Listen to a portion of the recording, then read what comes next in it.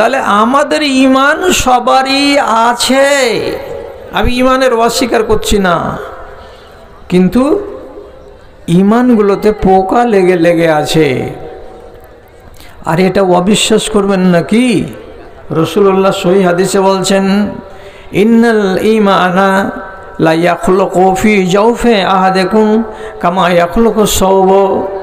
যেমন তোমাদের গায়ে একটা চাদরকে 3 বছর গায়ে দিতে গেলে পুরাতন হয়ে যায়, একটা শার্টকে এক নাগাড়ে 2 বছর যদি গায়ে চাপাও তো শার্টটা যেমন পুরাতন হয়ে যায়, তেমনি তোমাদের দিলের ভেতরে ঈমানটাও পুরানো হয়ে যায়।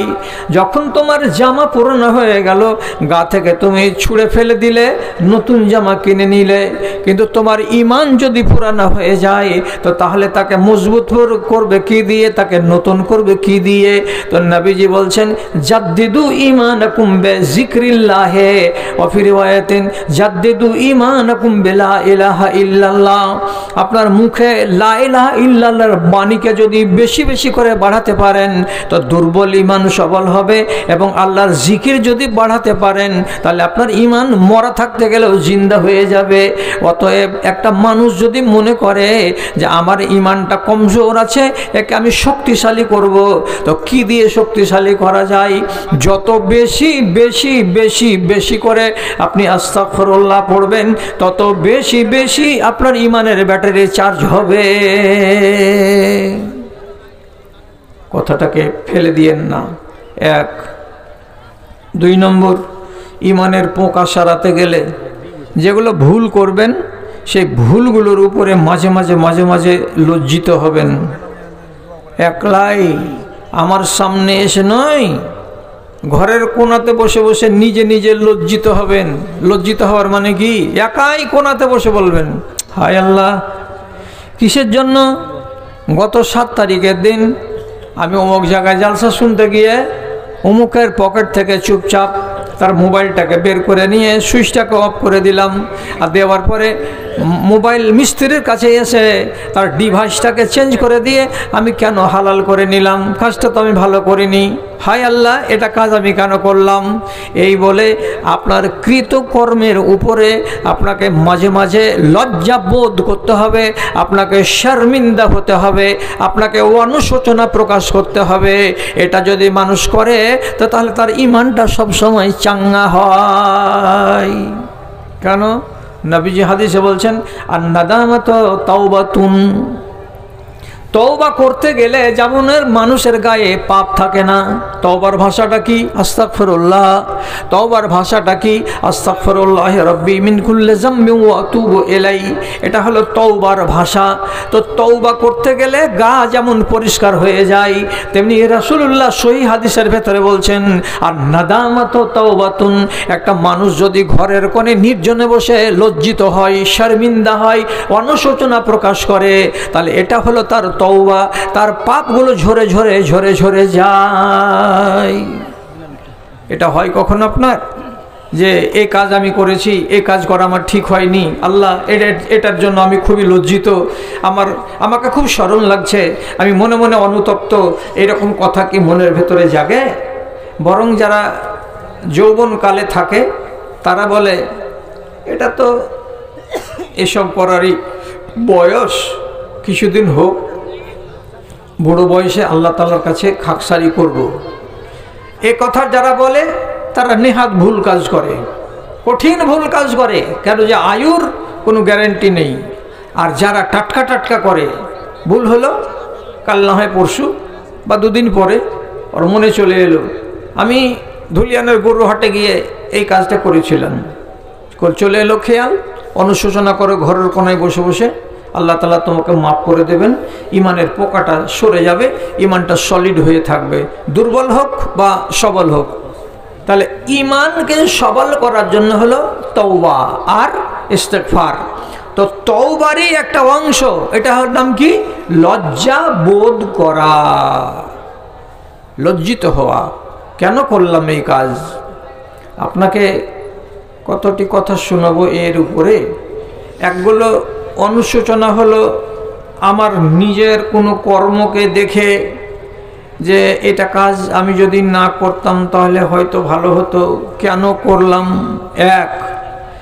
আর একগুলো মানুষ ইয়াকিন করে নাই যে আমি এটা যে করেছি তো একদম নেহাত ভুল কাজ করেছি, এই ভুলের উপরে লজ্জিত হওয়া এবং শর্মিন্দা হওয়া, তাহলে দুটাতে আসমান জমিনের তফাৎ। কথার দিকে খেয়াল রাখতে পারবেন। এদিকে তাকান আমার দিকে দয়া করে আল্লাহর ওয়াস্তে। হযরত আলী রাদিয়াল্লাহু তাআলা আনহু এবং মুয়াবিয়া রাদিয়াল্লাহু তাআলা আনহু একটা রাজনৈতিক দ্বন্দ্বে জড়িয়ে গেছিলেন, গিয়ে তারা যুদ্ধে মুখোমুখি হয়েছিলেন। যুদ্ধটার নাম হলো সিফিনের যুদ্ধ। সেই যুদ্ধের ময়দানে আল্লাহ সবকে মাফ করে দিও তুমি, বুঝার ভুল হয়েছিল দুই বড় বড় সাহাবীর। একদিকে হাজার হাজার মিলিটারি নিয়ে হাজির হযরতে মুয়াবিয়া, আর একদিকে হাজার হাজার মিলিটারি নিয়ে হযরতে আলী রাদিয়াল্লাহু তাআলা আনহু। সিফিনের যুদ্ধের চতুর্থ দিনের দিন সন্ধ্যাবেলায় মরা মিলিটারিদের সংখ্যা গণনা করা হলো। মরা কতটি মরেছে দুই পক্ষের, তো সংখ্যাটা একটু 19-20 হতে পারে। তো তাতে হলোটা কি, যে হযরতে মুয়াবিয়া রাদিয়াল্লাহু তাআলা আনহুর মিলিটারিদের মধ্যে থেকে কাছাকাছি 34,000 জন মুসলমান মারা গেছে, এবং হযরত আলীর পক্ষ থেকে মিলিটারি মারা গেছে একটু কম এবং বেশি 30,000। তাহলে দুই পক্ষ থেকে মুসলমান মারা গেছে কতটি? 64,000। সুবহানাল্লাহ। সবটি মুসলমান, সবটি মুসলমান, এদিকেও মুসলমান এদিকেও মুসলমান। শুধু ভুল বুঝাবুঝির কারণে এত বড় কাণ্ড ঘটে গেছে। হ্যাঁ, ভুল তো হয়। ভুল যদি মানুষ না করবে তো আপনি ফেরেশতা হতেন, আপনাকে দুই চোখে আমি দেখতে পেতাম না। ভুল করে না কারা? ফেরেশতা যারা। ভুল করে কারা? আদমের বাচ্চা যারা। আপনি ভুল করবেন এটা তো লেখা আছে আল্লাহ তাআলার কলম দিয়ে। তো ভুলগুলো করার পরে কেন আপনার মগজ ঠান্ডা হয় না? আর আপনি তারপরেও কেন এইরকম করে ঝাঁকুনি দিয়ে বেড়াচ্ছেন যে না আমরা যেটা বলছি, আমি যেটা বলছি সেটা ঠিক বলছি, ওরা যেটা বলছে সেটা ভুল বলছে। 64,000 মিলিটারি যখন ময়দানে শহীদ হয়ে সব পড়ে আছে লাশ, সেদিন রাত্রিতে হযরত আলী রাদিয়াল্লাহু তাআলা আনহু খবর পেলেন। তো পাওয়ার পরে চোখের কোনা দিয়ে বড় বড় 2 ফোঁটা পানিকে নামিয়ে কাঁদতে কাঁদতে কাঁদতে কাঁদতে তিনি বলছেন, ইয়া লাইতানি মিতু ক্বাবলা 20 সানা।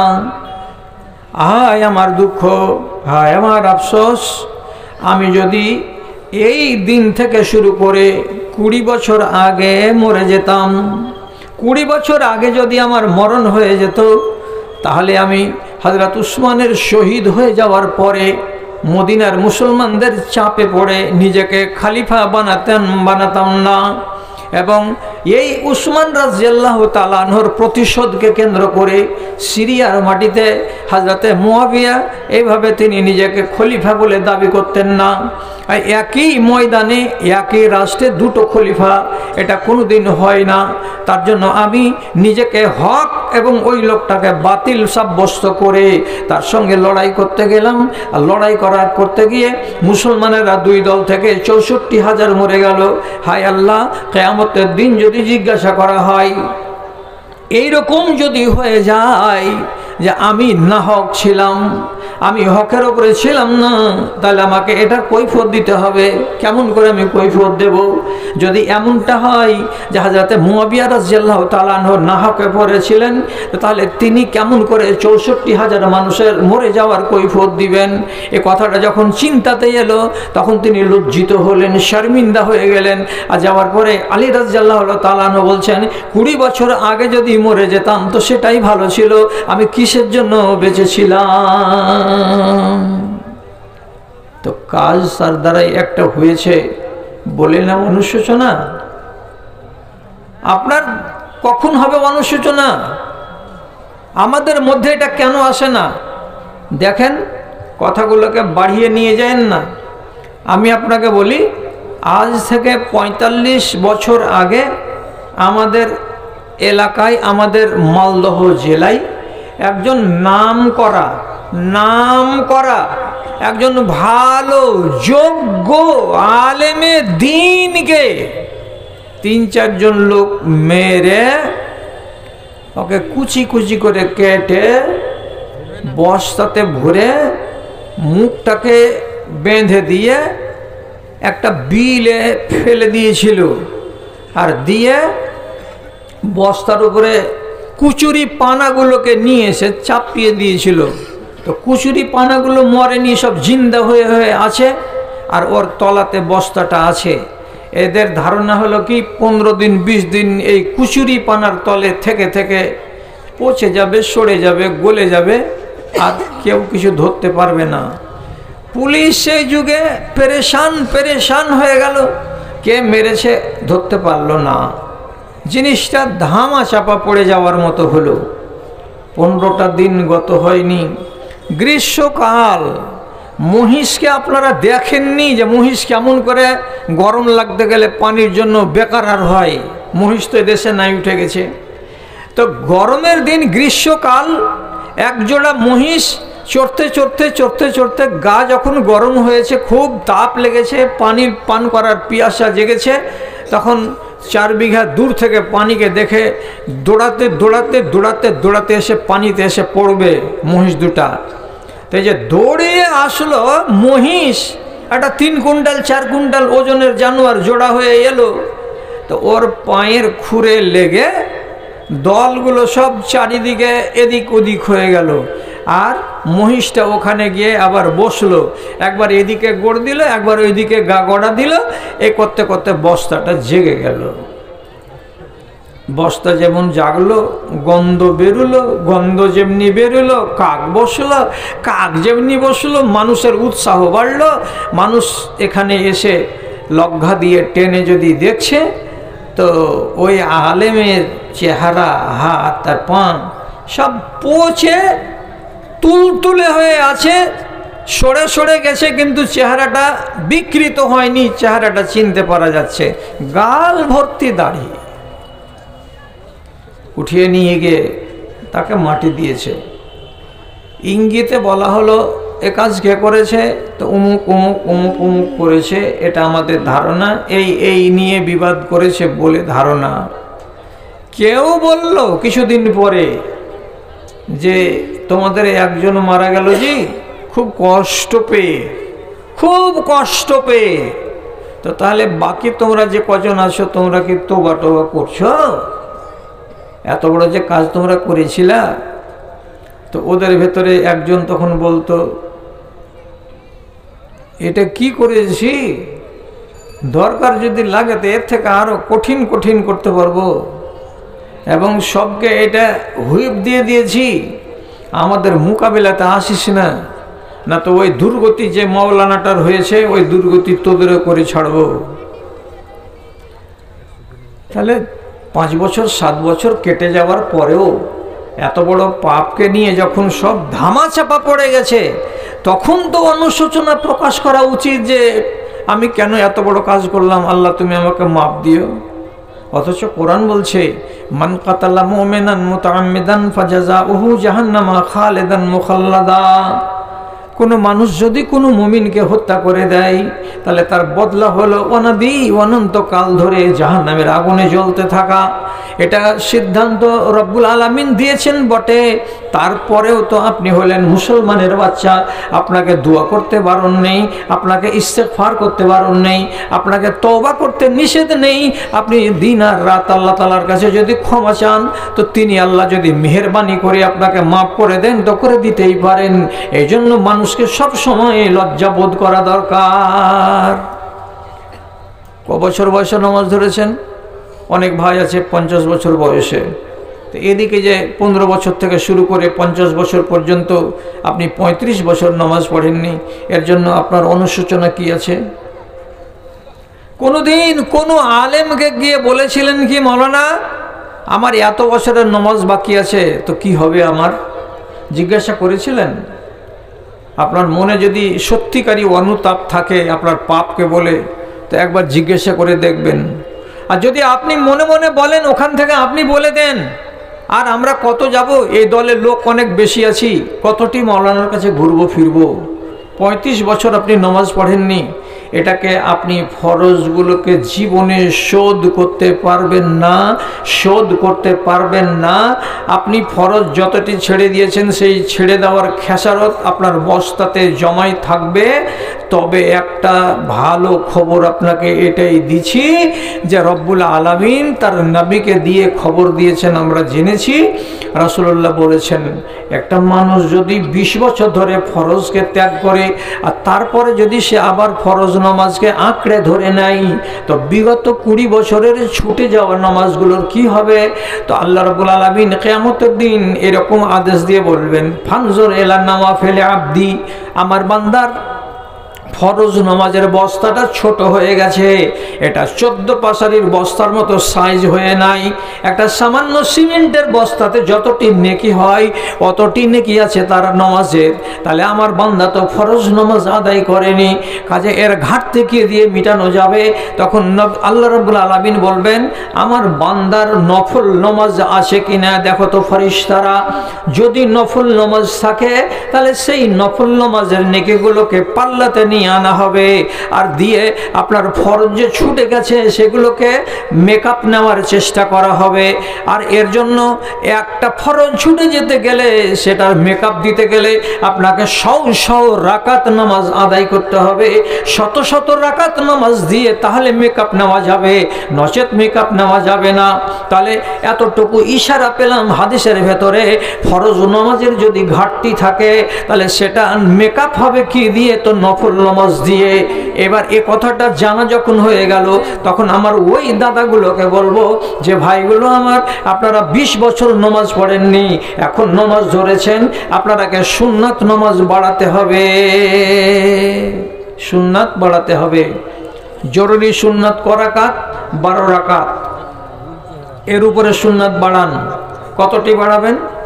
জোহরে তো যতটি পারবেন বাড়ান। মসজিদে ঢুকার কালে 2 রাকাত, যতবার পারবেন বাড়ান। ওযু করার পরে যদি পারেন তো 2 রাকাত নামাজ পড়ুন, তাহিয়াতুল ওযু পারেন তো বাড়ান। যদি রাতের বেলায় ইচ্ছা জাগে নামাজ পড়ার তো পড়েন এবং নামাজ বাড়ান। রমজান মাসে সারা রাত গোটাই খোলা ময়দান পড়ে আছে, আপনি যত পারবেন নামাজ পড়তে পারলে পড়ে যান। এই নফলগুলোকে কিয়ামতের দিন আপনার পাল্লাতে চাপিয়ে আপনার ফরজের ঘাটতিগুলোকে মিটিয়ে দেওয়া হবে। বয়স হয়েছে এবং কথা বলে বলে বলে বলে আমার এনার্জি অনেক কমে গেছে। এখন মানুষ আগেকার ওই ধান্দাতেই আছে, তাই বলে ডাকছে আর আমিও চলে যাচ্ছি। এখন এই মুহূর্তে আপনাদের সামনে আপনাদের মতো জ্ঞানী গুণী মানুষগুলোকে কতটি কথা দিয়ে আপনাকে সোজা করব বা কতটি কথা বললে আপনার মনটা সন্তুষ্ট করতে পারবো, মনে মনে যেন সাহস খুঁজে পাই না। তবুও বলছি যে 60 থেকে 70 বছর এই উম্মতিদের জন্য আল্লাহর নবীকে বয়স দিয়ে দিয়েছেন আল্লাহ তাআলা ধার্য করে, আর বলে দিয়েছেন আমার উম্মতি মা বাইনা 60 ইলা 70। আমার এই উম্মতিদের বয়স হবে 60 থেকে 70 বছর। কাল্লা মান ইয়াতাজাওয়াজ, এবং খুব কম লোক 70-এর সীমানাকে পার করে 71, 75, 80, 90-এ যাবে। তাহলে আমাদের গড়ন বয়সটা হলো কত জানলাম? 60 থেকে 70 বছর। এই 60 বছরের জিন্দগিটাকে আমাকে পূর্ণ ইমানদার হয়ে গত করতে হবে। আর ইমান যদি দুর্বল হয় তাহলে 60 বছরের জিন্দগিতে পোকা লাগা ইমান নিয়ে কবরে গেলে প্রথম চান্সে কল্যাণ হবে না। আপনাকে অনেক আযাব শাস্তি ভোগ করার পর কোনো রকম করে শেষের বেলায় একটুখানি নাজাত পাবেন। এই জন্য এক কথাতেই উত্তর হলো এই, ইমান থাকলে জান্নাত, ইমান না থাকলে জাহান্নাম। ইমান হতে হবে সলিড ইমান, যদিও হবে না কিন্তু চেষ্টা চালাতে হবে আমার ইমান যেন আবু বকরের মতো হয়, আমার ইমান যেন ওমরের মতো হয় রাদিয়াল্লাহু তাআলা আনহুম। আমার ইমান যেন দুর্বল না হয়, ইমানে যেন খুঁত না থাকে, ইমান যেন বলিষ্ঠ হয়, ইমানে যেন কোনো রকমের ত্রুটি না থাকে। আপনি হয়তো মনে মনে ভাববেন যে এমন কথাগুলো তো এর আগে শুনিনি, যে কথা আমি আপনাকে বলতে যাচ্ছি শুনে হয়তো আপনাকে নতুন লাগবে, কিন্তু নতুন মনে করিয়েন না, খুব সত্য কথা আর বরহক কথা। ইবলিশের 10 পয়সা ইমান আছে, ফেরাউনের 10 পয়সা ইমান ছিল, আবু লাহাবের এবং উতবা সাইবা এদের 10 পয়সা পরিমাণে 5 পয়সা পরিমাণে ইমান ছিল। তো ওরা তো মরে গেছে, কিন্তু ইবলিশ শয়তান মরেনি, এখন ওই 10 পয়সার ইমান নিয়ে বেঁচে আছে। আপনার ইমান যদি মূল্যায়ন করে দেখি আর শেষের বেলায় দাঁড়ায় অবস্থাটা আল্লাহ না করে যে ইবলিশের ইমানের মতো হয়ে যাচ্ছে অথবা আবু লাহাবের ইমানের মতো হয়ে যাচ্ছে, তাহলে আফসোস করার আর ভাষা থাকবে না। আপনি জানতে চাইবেন যে ইবলিশের ইমান কোথায় আর আবু লাহাবের ইমান কোথায়, তো একজন যোগ্যতম ব্যক্তি শেখুল হাদিস সভাপতি আছেন, আমি ওনাকে সাক্ষী রেখে কথাটা বলছি। আল্লাহ তাআলা বলছেন মক্কার লোকেদেরকে সম্বোধন করে, লাইন সাআলতাহুম মান খালাকাস সামাওয়াতি ওয়াল আরজ লা ইয়াকুলুন্নাল্লাহ।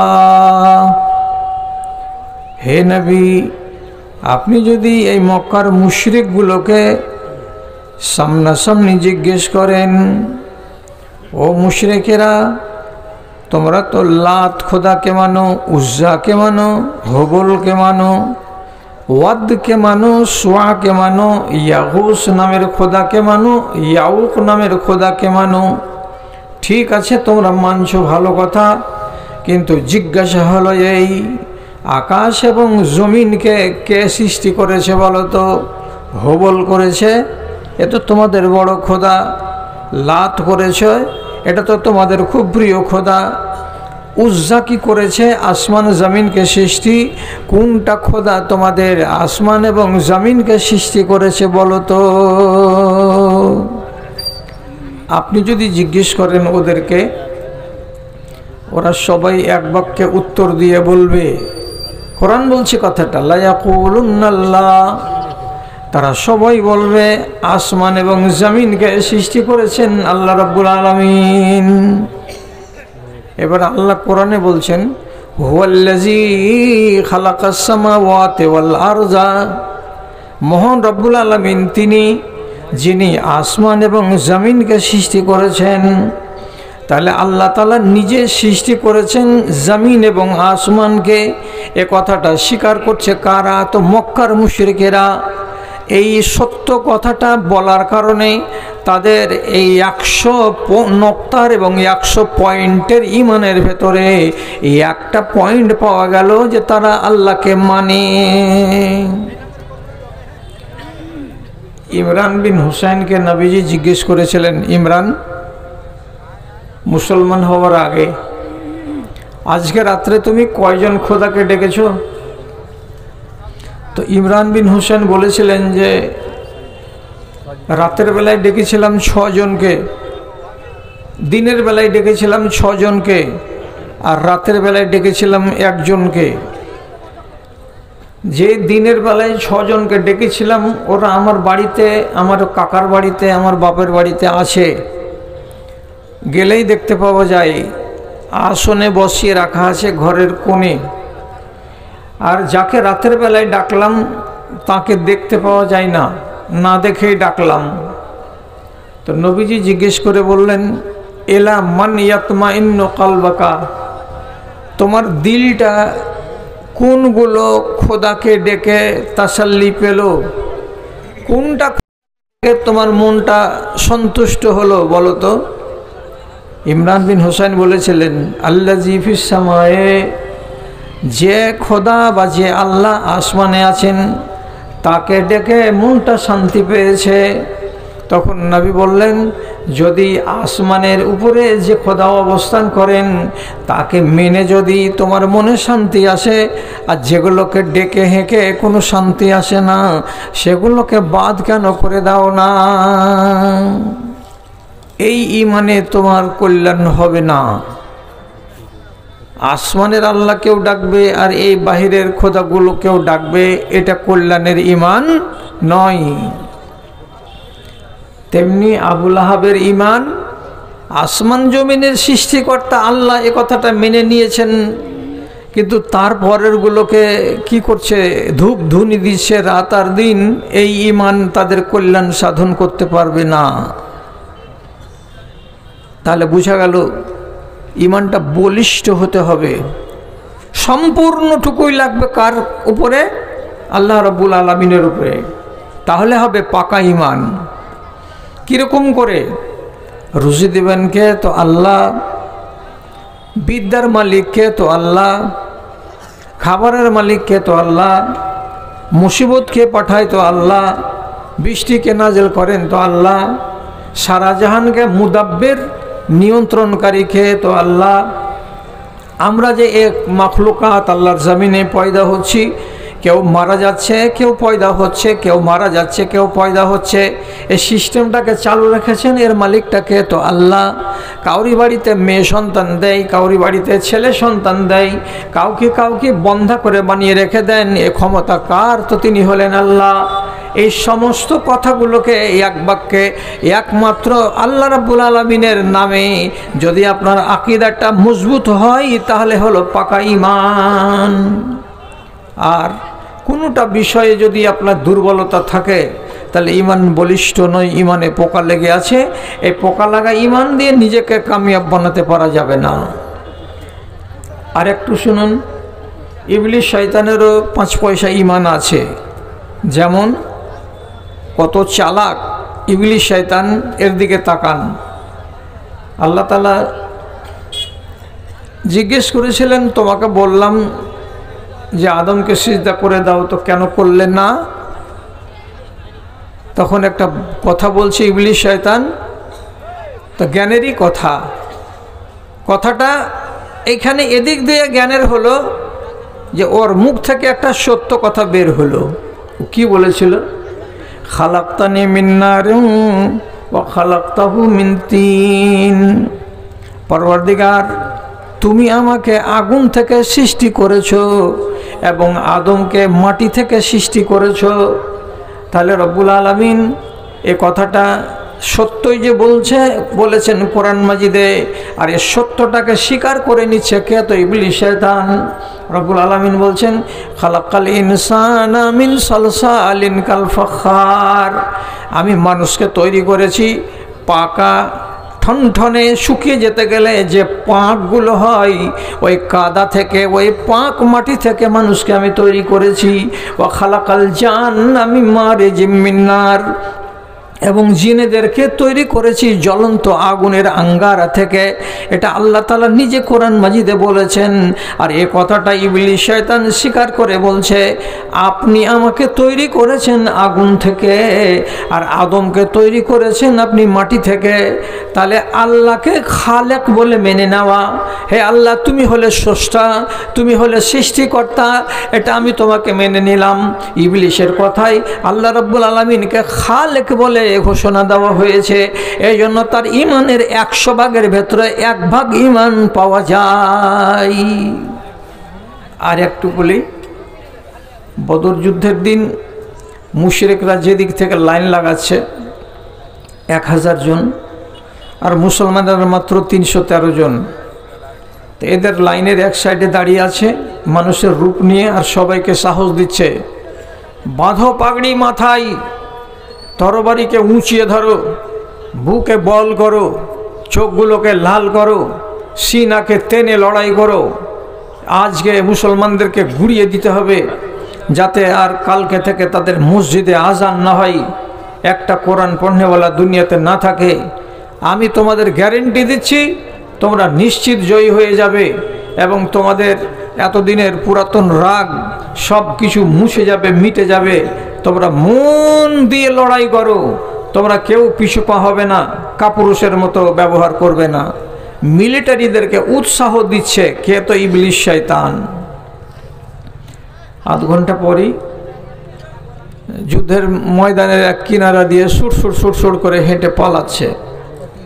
লোকেরা বলছে, কি ব্যাপার, তুমি হচ্ছ আমাদের সাহসদাতা, তুমি আমাদের সামনে এত এত কথা বললে আর আমরা বুকে বল পেয়ে আছি, আর এখন আমাদেরকে যুদ্ধের ময়দানে রেখে দিয়ে তুমি একাই পালিয়ে যাচ্ছ।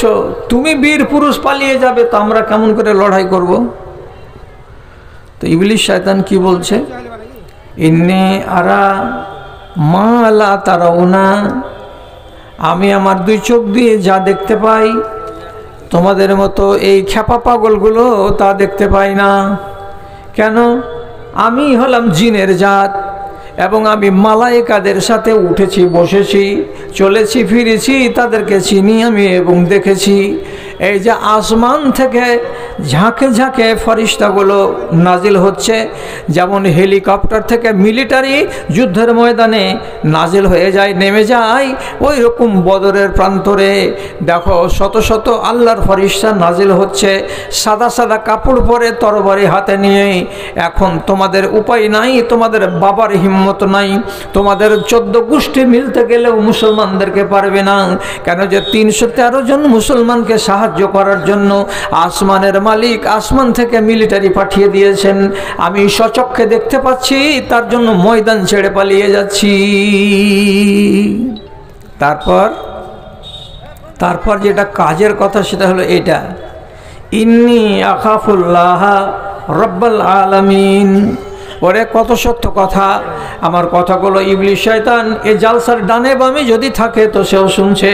কি সে বলেছে, ইন্নী আখাফুল্লাহ রব্বাল আলামিন, আমি আল্লাহ রাব্বুল আলামিনকে বলে ভয় করি, আমার জানে আল্লাহকে বলে ভয় আছে। আল্লাহ রাব্বুল আলামিন কঠিন ক্ষমতার মালিক, তিনি আযাব দিতে পারেন এবং তিনি সর্বনাশী মানুষকে যে কোনো রকমের শাস্তির মুখোমুখি করে দিতে পারেন। এ বলে আমার জানের ভেতরে ভয় আছে, আল্লাহকে বলে আমার অন্তরটা কাঁপে। কাজে আমি এখান থেকে চলে গেলাম, আমি এখান থেকে পালিয়ে গেলাম। আল্লাহকে ভয় করা ভালো চরিত্র না খারাপ চরিত্র? সবাই তো জানেন যে এটা ভালো চরিত্র। আল্লাহ 10 জায়গাতে বলছেন আল্লাহকে ভয় করো, আল্লাহকে ভয় করো। আর ইবলিশ ঘোষণা দিয়ে বলছে যে আমি আল্লাহকে ভয় করি, একদম পরিষ্কার ভাষা, ইন্নী আখাফুল্লাহ, আমি আল্লাহকে ভয় করি।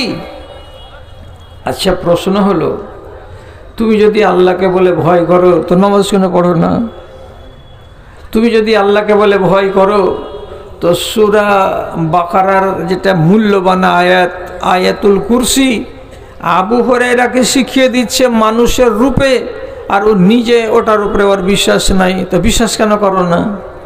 যে এটাই তো আমার দোষ, আমি সব বুঝি, আমি সব জানি, আমি আল্লাহকে বলে ভয়ও করি এবং সে কাঁদে, এটাও সহিহ হাদিস থেকে প্রমাণিত। কিন্তু এই যে এতটুকুনি ঈমান, এই ঈমানটুকু নিয়ে ইবলিশ শয়তান যে আজও বেঁচে আছে, মরার পরে কি সে কল্যাণ পাবে? সে তো পাবে না কল্যাণ। কেন? ওরা যেমন এক আল্লাহকে মেনে সমগ্র আল্লাহকে অস্বীকার করতে পারেনি, আর এটাই কথা নবীজি বলেছিলেন প্রথমে এইরকম করে, লা ইলাহা, কোনো মাবুদ নেই, দিয়ে শেষখানে বলেন ইল্লাল্লাহ, একমাত্র আল্লাহ। তো সবকে ডানে বামে লা ইলাহা, কোনো মাবুদ নেই বলে একমাত্র ইল্লাল্লাহকে, এ কথাটাকে সাব্যস্ত করার কথা, কিন্তু সেটা তারা করতে পারেনি। যার কারণে আল্লাহ তাআলার সাথে সাথে অন্যান্য আল্লাহকেও আল্লাহ ধরে থেকেছে, এই জন্য তারা মুশরিক হয়ে আছে। আর ওই 1 পয়সার ঈমান তাদের কাজ দেয়নি। এখন ওই জের টেনে এনে আপনার ঘাড়ে চাপাচ্ছি, আপনার বাড়ি হলো ইলামি তারানগর, কি চাপাচ্ছি? আপনাকে যদি আলাদাভাবে জিজ্ঞেস করি যে আপনি আল্লাহকে ভয় করেন, আপনি এক বাক্যে বলবেন মৌলভী সাহেব কে আছে দুনিয়াতে যে আল্লাহকে ভয় করে না? আপনি করেন? জি করি। আল্লাহর কসম কথাটা আপনার ঝুটা। কেন ঝুটা? আপনার যতগুলো আমল আপনি করছেন আর আল্লাহকে বিশ্বাস করি বা আল্লাহকে ভয় করি কথাটা যদি সত্যি হতো, তাহলে আপনার এই কলমে এতগুলো কাজ আপনার দ্বারাই হতো না। যতগুলো গন্দেগিতে আমরা ডুবে আছি, আমরা আর আমাদের মা বোনেরা ডুবতাম না। কেন? সবাই এক কথায় বলে আল্লাহকে জানি, আল্লাহকে চিনি, আল্লাহকে মানি, আল্লাহকে ভয় করি, ব্যাস। কিন্তু অ্যাকচুয়ালি আল্লাহ কি জিনিস, শতকরা 95টা মানুষই আমরা এটাকে বোধ বুদ্ধির ভেতরে নিয়ে আসি না। কি জিনিস আল্লাহ? তিনি নিজের পরিচয় দিতে গিয়ে কোরআন মাজিদে বলেছেন, লা ইয়াযুবু আনহু মিসকালা যাররাতিন ফিস সামাই ওয়াল আরদ। আকাশ এবং বাতাসে, জমিনে, সাত সমুদ্রে, পাহাড়ে, যে কোনো প্রান্তে, যে কোনো জায়গায় একটা জাররা যদি পড়ে থাকে কোনো জায়গায়, যদি একটা চাঁদির টুকরা পড়ে থাকে 7 তাবাক পাথরের তলায়, কোনো একটা জঙ্গল, গহীন জঙ্গলের ভেতরে কোথাও যদি একটা সরিষার দানা পড়ে থাকে, তো রব্বুল আলামিন বলছেন আমার চোখ থেকে একটা সরিষার দানা কোনটা ঢেলের নিচে পড়ে আছে, কোনটা পাথরের তলায় পড়ে আছে, কোন গাছের তলায় কোথায় একটা লোহার টুকরো পড়ে আছে, আমার চোখ থেকে কেউ ফাঁকি দিতে পারবে না, কেউ আমার চোখ থেকে আড়াল হতে পারবে না। সবই আমার রিমোট কন্ট্রোলের আছে এবং আমি সবকে আমার সিসি ক্যামেরায় দেখতে পাই, সবকে দেখতে পাই, সবকে দেখতে পাই।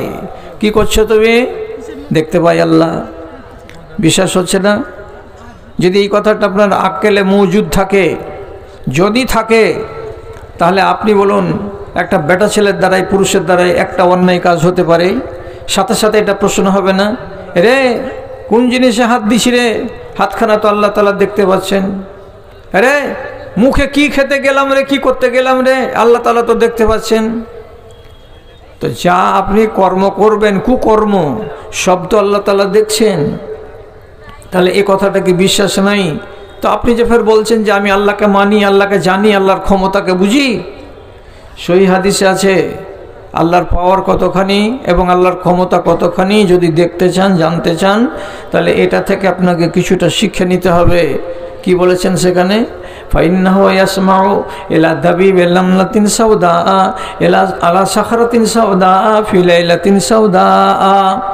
আল্লাহ রাব্বুল আলামিন নাই বলছেন একটা ঘুটঘুটে কালো অন্ধকার রাত, সেই ঘুটঘুটে কালো অন্ধকার রাতে একটা কালো কুচকুচে পাহাড়, সেই কালো কুচকুচে পাহাড়ের উপরে একটা কালো পিপিলিকা।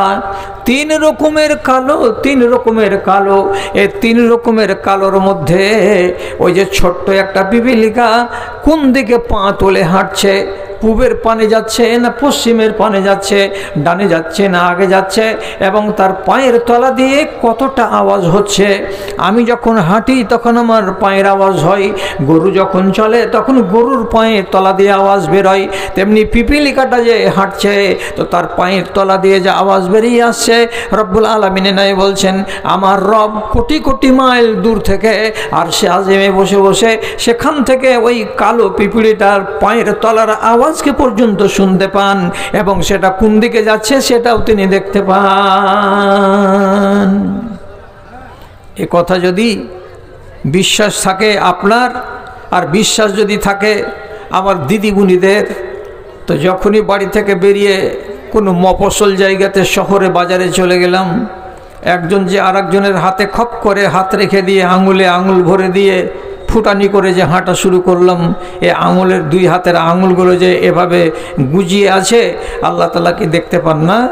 যদি জিজ্ঞেস করেন রহিমা এটা তোমার কে, যদি আল্লাহ তাআলা জিজ্ঞেস করেন গিয়াসউদ্দিন যার হাতে আঙুল ঢুকিয়ে চলছো রাস্তা, যার কাঁধে হাত রেখে আছো এটা তোমার কে, যদি তোমার বিবি হয় তো ভালোই কথা, আর যদি বিবি না হয় তো তাহলে জবাবটা কি দেবে? তোমার জানের ভেতরে কি এক নয়া পয়সা ভয় আছে? যদি ভয় থাকতো তাহলে এই কাজটা তুমি করতে না। অনুশোচনার একটা দিক বললাম, লম্বা করব না, কেন যে আপনাদের এই গ্রামের জন্য আমার মনে হয়, ভুল বলছি না ঠিক বলছি, মৌলানা রিয়াজুল ইসলাম সাহেব নতুন চেহারা। মৌলানা রিয়াজুল ইসলাম সাহেব কোরআন হাদিসের বক্তা, উনি নতুন চেহারা, তো ওনাকে নিয়ে আসা হচ্ছে। আমি আর কিছুক্ষণ বলছি, বলার পরে অন্যদিকে আমি যাচ্ছি। সেটা কথা কি বলি, মানুষ যদি অন্যায় করে, ভুল করে, তো তাহলে তাকে অনুশোচনা করতে হয়। আমার দিকে খেয়াল করুন, এক নাম করা সাহাবী, তার নাম আবু লুবাবা। আবু লুবাবা উনি, গন্ডগোল করিয়েন না, কথার দিকে খেয়াল করুন। হলোটা কি?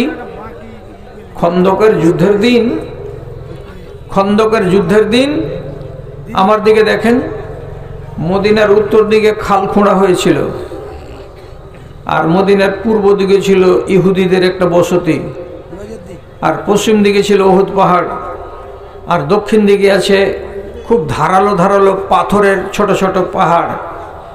তো মক্কার মুশরিকরা যদি হামলা করে তো উহুদ পাহাড়ের দিক থেকে করবে না, ধারালো পাথরের দিক থেকে করবে না। পূর্ব দিকে আছে ইহুদিদের বসতি, ওরকে তো ওটা গ্রাম, ওদের সাথে মুসলমানদের চুক্তি আছে, দুশ্মনকে জায়গা দেবে না। তো যদি ওরা ঢুকে তো উত্তর দিক দিয়ে ঢুকবে, ওই জন্য রাসূলুল্লাহ খাল খুঁড়িয়ে দিয়েছিলেন মদিনার উত্তর দিকে। আর এই জন্য যুদ্ধটার নাম হলো খন্দকের যুদ্ধ। তো সেই যুদ্ধের সঙ্গীন মুহূর্তে ইহুদিরা গাদ্দারি করেছিল, মক্কার মুশরিকদেরকে রাস্তা খুলে দিয়েছিল। দুশ্মন জাত ভাই, তোরা এদিক দিয়ে আয়, আসা মুসলমানদের বাড়িতে হানা দিয়ে দে।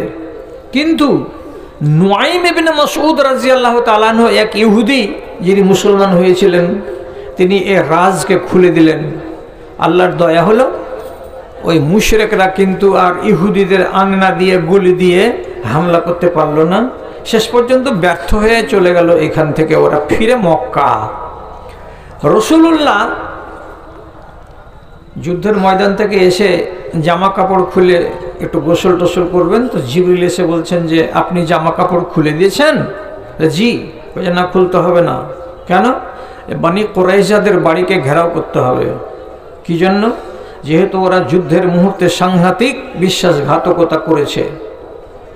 এবার তাই হলো, শেষ পর্যন্ত তাদেরকে নাকাবন্দি করার পর এটা ফায়সালা রাসূলুল্লাহ গোপনে গোপনে নিলেন, এবং আরেকজন সাহাবীকে দিয়ে বলেও দিলেন যে তোদের শাস্তিটা কি হওয়া দরকার। তো শাস্তি হলো এই যে এদের যেগুলো যুবক তাদেরকে হত্যা করে দেওয়া হবে, এদের যেগুলো মেয়ে ছেলে তাদেরকে বন্দি করে দেওয়া হবে, আর বাদবাকিগুলোকে বয়স্ক যেগুলো আছে তারা এখান থেকে চলে যাবে অনেক দূর এলাকায়, সেটা হলো তাবুকের এলাকা। তো ফায়সালাটা তো এখন ভিতরে আছে। তো ওদেরকে হালাতটাকে জানবার জন্য রাসূলুল্লাহ আবু লুবাবাকে পাঠালেন যে যাও, ওরা তোমার সাথে আলোচনা করতে চাইছে, আর তোমার সাথে ওদের বন্ধুত্বালি আছে, একটু আলোচনা করো গা। তোমরা কেন এ কাজ করলে? তোমরা বিশ্বাসঘাতকতা কেন করলে? তোমরা বিপদের কালে দুশ্মনদেরকে জায়গা কেন দিলে? কথাবার্তা বললে টোলে ওদের কাছ থেকে এসো জেনে শুনে। কিন্তু খবরদার, যেটা আমাদের ফায়সালা হয়েছে কি, যে ওদের যুবকগুলোকে হত্যা করে দিতে হবে এবং মহিলাগুলোকে বন্দি বানাতে হবে, এ ফায়সালার খবর তুমি বলবে না, এটাকে রাজ গোপনেই রাখবে, গোপনকে কিন্তু খুলবে না। উনি গেলেন আলোচনা করতে, কথা হচ্ছিল, তখন ওরা কেঁদে কেঁদে বলছে, হ্যাঁ তুমি তোমাদের নবীকে বলো আমাদেরকে যেন কোনো রকমের অন্যায় না করে, আমাদেরকে যেন তাড়িয়ে না দেয়, আমাদের একটা ভুল হয়েছে, সেই ভুলটাকে যেন মার্জনা করে দেওয়া হয়, এই হয় ওই হয়, কান্নাকাটি করছে। ইতিমধ্যেই আবু লুবাবা কথা কয়টা শুনতে শুনতে হঠাৎ করে বলছে, বেশি বকিও না তো, বেশি বকিও না। তোমাদের সম্বন্ধে ফয়সালা হয়ে আছে, আর কোনো কথা বলার নেই। তখন কথা বলার নেই, ফয়সালা হয়ে আছে, কি হয়েছে? হাত খাটাকে এরকম করে চাকুর মতন করে ধরে এরকম করে ইশারা করবে। টুটি কেটে দেওয়ার কথা বলা হয়েছে, ফয়সালা হয়ে গেছে। যুবকগুলো টুটি কেটে দেওয়া হবে, এটা ফয়সালা হয়ে গেছে। কথাটা যখন তারা শুনতে পেল, হাউমাউ করে কান্নার রোল পড়ে গেল। আর যখনই ওইখানে একটা অস্বাভাবিক পরিস্থিতি তৈরি হলো, তখন সাথে সাথে আবু লুবাবা বলছে, ইন্না লিল্লাহ, কি করলাম? রাসূলুল্লাহ আমাকে যে কথাটা বলতে নিষেধ করেছিলেন, সে কথাটা যে আমি খুলে দিলাম। মুখ দিয়ে যদি নাইবা বলি, তো ইশারাতে যে গলা কেটে দেওয়া দেখালাম, ওরা তো সবাই বুঝে গেল যে তোমাদের গলা কেটে দেওয়া হবে। আমি তো খিয়ানত করে দিলাম। এই যে খিয়ানত করে দিলাম, মাথাতে যেমনি কথাটা এলো, সাথে সাথে তিনি ঘুরে এলেন। আসার পরে মদিনার মসজিদের সামনেকার একটা পিলারের সাথে নিজেকে দড়ি দিয়ে মজবুত করে বেঁধে দিলেন। আর দেওয়ার পরে লোকেরা এসে বলছে, আবু লুবাবা, তুমি নিজেকে মসজিদের পিলারের সাথে বেঁধেছো কেন? এই চাওয়ালা, আসবেন এদিকে, হটো, বাইরে যাও।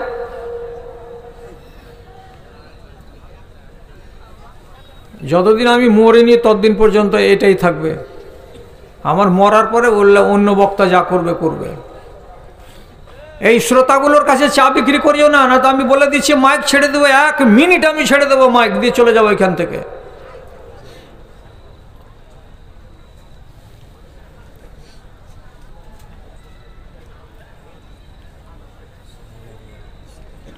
দড়ি দিয়ে শরীরকে বেঁধে দিলেন মসজিদের পিলারের সাথে। রাসূলুল্লাহ এসে বলছেন, কি ব্যাপার? তো বলছে, আমি পাপ করে দিয়েছি, আমি লজ্জিত। যতক্ষণ পর্যন্ত আল্লাহ তাআলা আমার গুনাহ মাফ না করবেন, ততক্ষণ পর্যন্ত আমি দড়ি খুলব না। এবার তারপরে তখন যখন নামাজের টাইম হয়, খানা খাওয়ার টাইম হয়, বিবি বাড়ি থেকে আসে, গিরাগুলোকে খুলে দেয়। 3-4টা খেজুরের দানা, এতটুকু ছাতু সেনে শুনে খেয়ে নেই। নেওয়ার পরে বিবিকে বলে, হাত দুটাকে উল্টো করে পিছন দিকে পিলারের সঙ্গে বেঁধে দাও, বাঁধা থাকে। নমাজের কালে খুলে দেয়, নমাজ পড়া হয়ে যায়, আবার পিলারের সাথে হাত বেঁধে দেয়। লোকেরা বলছে, আরে কোন কথা হলো? আল্লাহ পাকের রসুল লোকটাকে নিষেধ করেন না, কিসের জন্য এমনি করে পিলারের সাথে হাত বাঁধছে আর এমন করে নিজেকে দোষী কেন বানাচ্ছে? তখন নবীজি বলছেন, এক খ্যাপা ছেলেটা একেবারে পাগলামি করেছে, ভুল করেছিল। তো সে যদি আমার কাছে এসে বলতো, তো আমি আল্লাহ তাআলার কাছে বলতাম, কিংবা আমি কোনো ব্যবস্থা করে দিতাম। তা না করে সে আমাকে না বলে সরাসরি আল্লাহ রাব্বুল আলামিনের দরবারে চলে গেছে। আর যে আল্লাহকে বলছে, যতক্ষণ পর্যন্ত তুমি আমার তওবা কবুল না করবে, অতক্ষণ পর্যন্ত আমি আমার রশি খুলবো না, আমি আমার বাঁধন খুলবো না। এবার বলো তো, এখন যদি আমি তার রশি খুলে দিই আর আল্লাহ যদি কোনো জবাব না পাঠান, তাহলে তার মনটাতে কি হবে? এই জন্য আমিও তার রশি খুলতে যাই না। 3 দিন এইভাবে বাঁধনে থাকার পর 4থা দিনের দিন আল্লাহ তাআলা কোরআন মাজিদে আয়াত নাযিল করলেন, ইয়া আইয়ুহাল্লাযিনা আমানু লা তাখুনুল্লাহ ওয়ার রাসূলা। ও মুসলমানেরা, তোমরা জীবনে কোনোদিন আল্লাহ এবং আল্লাহর রাসূলের সঙ্গে খিয়ানত করিও না। খিয়ানত করাটা বড় কাজ, এই কাজটা কেউ যেন না করো। যদি এইরকম খিয়ানত থেকে নিজেকে বাঁচাতে না পারো, তাহলে পরে কিন্তু তুমি ইমানে পোকা লাগা হয়ে মরবে। যখন আয়াতটা নাজিল হলো, সাথে সাথে খবর দেওয়া হলো নবীজিকে, সাহাবী শুনতে পেলেন। তারপরে রাসূল কারীম তার কাছে গেলেন, যাওয়ার পরে বললেন, আবু লুবাবা, তুমি লজ্জিত হয়েছিলে, তুমি নিজেকে শর্মিন্দা বানিয়েছিলে, তুমি আল্লাহ রাব্বুল আলামিনের কাছে অনুশোচনা প্রকাশ করেছিলে। আল্লাহ তাআলা তোমার লজ্জার প্রতি কর্ণপাত করেছেন, সুবিচার করেছেন, তোমার তওবা কবুল হয়েছে। এবার তুমি তোমার দড়িগুলোকে খুলে নাও, আর নেওয়ার পরে স্বাভাবিক মানুষের মতো তুমি বাড়ি যাও। তোমার গায়ে কোনো দোষ নাই, তোমার গায়ে কোনো ত্রুটি নাই। একটা সাহাবী, এত বড়টা জালিলুল কাদার সাহাবী, সে একটা ভুল করেছে আর করে আল্লাহ রাব্বুল আলামিনের কাছে অনুশোচনা করছে। আর আমরা তো পাপের সাগরে ডুবে আছি, তারপরে তো আমাদের লজ্জাবোধ হচ্ছে না। মনে রাখবেন সবটি কথার ভেতরে এই কথাটা, যে আন্নাদামাতু তাওবাতুন, আপনি যদি লজ্জিত হন তো এটা তওবার একটা অংশ। আল্লামা আলবানী রহমাতুল্লাহ হাদিসটাকে সিলসিলায়ে সাহিহার ভিতরে সহি বলে আখ্যায়িত করেছেন। আপনি পার্সোনাল ঘরের কোণে মসজিদে যে কোনো টাইমে নিজেকে মালামত করবেন আর বলবেন এ কাজ করা আমার ঠিক হয়নি, এ কাজ করা আমার উচিত হয়নি। অনেক কথা ছিল, বলছি না, বললাম না। কেন বললাম না? যে সময়টা অসময় হয়ে গেল আর আমাদের হাতে একজন জাদরেল বক্তা জমাতে আছেন আর কাজ বাকি পড়ে আছে। কথা হলো এই যে আপনারা এই বছর যে হারে টাকা পয়সা দিয়েছেন এ হারটা কিন্তু ঠিকঠাক নয়, এটা একটু মন্থর। তো আমি ওয়াজ এখানে থামাচ্ছি কিছুক্ষণের জন্য, দরকার লাগলে আবার যেখান থেকে ছাড়ছি সেখান থেকে শুরু করব। কিন্তু তার আগে আপনাদের কাছে আমার বিনীত নিবেদন, আমি এ মাদ্রাসার জালসায় কতদিন থেকে আসছি আপনাদের জানা আছে? আমি আইডিয়া করে বলছি, কম বেশি হতে পারে। যেমন এক যুগে লোকেদের পাঞ্জা করা থাকতো। পাঞ্জা কাকে বলে আমাদের দেশের লোক, আপনারা এটা ভাষা বুঝেন কি বুঝেন না, যে এই এলাকার কোনো বেটা ছেলের ওই খাতনা অন্য লোক করতে পারবে না, যে আমার পাঞ্জা করা আছে, আমি ছাড়া কেউ করবে না। এই গ্রামের লহলাক্কড়গুলোকে পুড়িয়ে দেওয়া, পাসনি বানিয়ে দেওয়া, হাঁসুয়া বানিয়ে দেওয়া, দাও বানিয়ে দেওয়া কেউ পাবে না, আমি পাবো। কেন? যে আমার এখানে পাঞ্জা করা আছে। তো তারানগর মাদ্রাসাতে তো আমার পাঞ্জা করা আছে। আমি কতদিন থেকে আসছি? 35 বছর থেকে আসছি।